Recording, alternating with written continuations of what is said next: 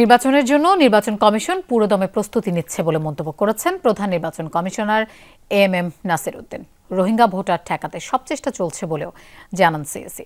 দুপুরে আরএফইডির নতুন কমিটির অভিষেক ও বিদায়ী সংবর্ধনা শেষে একথা বলেন তিনি। সিএসি বলেন, নির্বাচনের সময় সোশ্যাল মিডিয়া নিয়ন্ত্রণ একটা বড় চ্যালেঞ্জ হবে, তবে সুন্দর নির্বাচন প্রসঙ্গে জাতি একমত।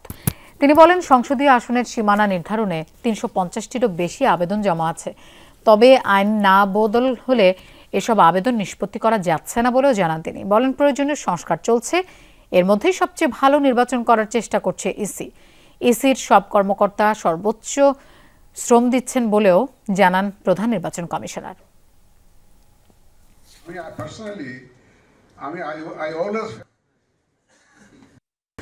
আমরা জোরে সোরে প্রস্তুতি শুরু করেছি। আপনারা যারা আমাদের সাথে কাজ করেন তারা জানেন এটা একটা সুন্দর নির্বাচনের জন্য একটা সুন্দর ভোটার লিস্ট খুবই জরুরি, ফান্ডামেন্টাল রিকোয়ারমেন্ট। আমি গতকালে কক্সবাজারে এই কথাটা বলেছি।